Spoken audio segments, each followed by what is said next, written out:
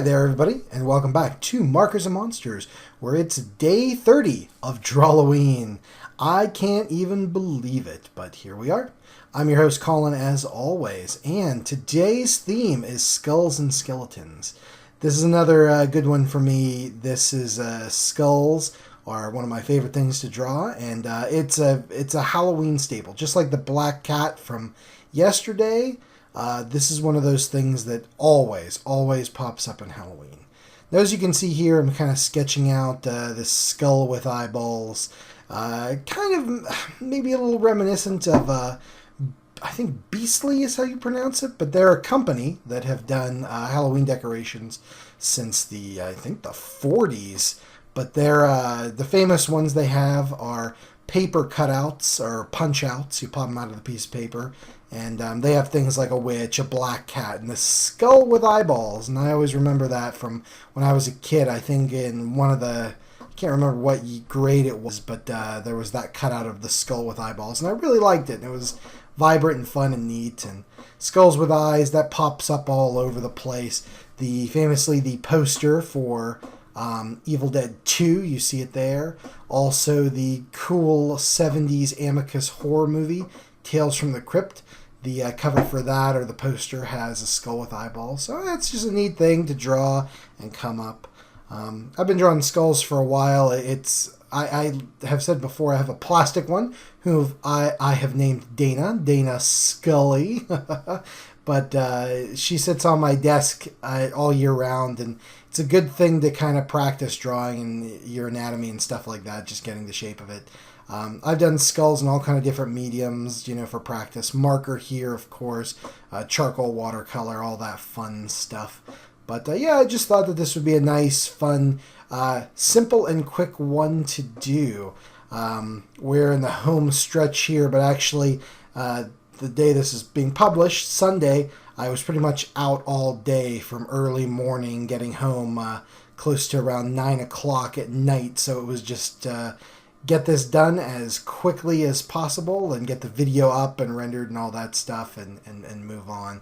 So this was nice for me. It's fun to do elaborate things like I've been doing, but it's also nice to get something done really quick and really simple and really fun.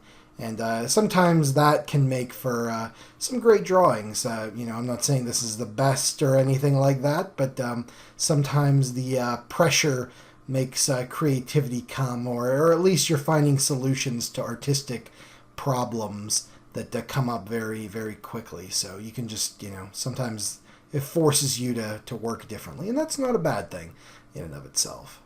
Now, skulls, like I said, have been a Halloween tradition for a while. If you want to see some skull movies and skull things, we've got you covered. There is, of course, the Screaming Skull, in which a woman marries this guy whose first wife was killed under mysterious circumstances. And on the property, his big mansion, there's this legend of, not even a legend, but they talk about how the previous bride's skull is still around, and it's screams, and basically there's a bunch of production assistants just rolling this dumb skull prop down flights of stairs to scare this girl, and crazy stuff like that. It's a good one, but it's definitely a skull movie. I'd be remiss, too, if I didn't mention, when I was a kid on TV, there was a show called Skeleton Warriors. Oh, yeah. In this fantasy show, there was a whole bunch of, skeleton, knights and soldiers and stuff like that. They fought with swords in this fantasy world. Yeah, but they were all skulls and skeletons. It was really weird, but awesome. So, long live the 90s, because where the hell are you going to find stuff like that nowadays? Anyway, some other favorite skeletons of mine that you could see in movies and stuff, if you've ever seen the Seventh Voyage of Sinbad, the Ray Harryhausen classic, at the end, Sinbad fights a stop-motion skeleton, which is great. And also in Jason the Argonauts, another Harryhausen movie, soldiers fight a bunch of skeletons. It's awesome. Skeletons have, of course, been enemies in video games. Look at the Castlevania games, stuff like that. You see them all the time.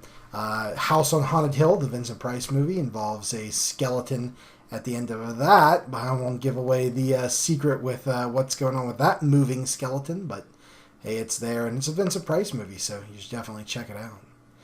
All right, I'm adding in some highlights here just on the teeth and the eye. Unfortunately, I tried to put it on while it was wet, so it keeps smearing and getting gray in that one eye there. But yeah, that's okay. Let's just, like I said, get it in there, move along. Let's take a look at the scan here. And yeah, just a fun, nice skull for Halloween. I hope you guys have been enjoying the videos. We've got one more day left. Tomorrow is Halloween, so let me be the first to offer you guys Happy Halloween. I'm very excited about it. It's my favorite holiday, and really looking forward to doing a Marker of Monsters for you guys tomorrow. So till then, this is Colin signing off. We'll see you then, guys.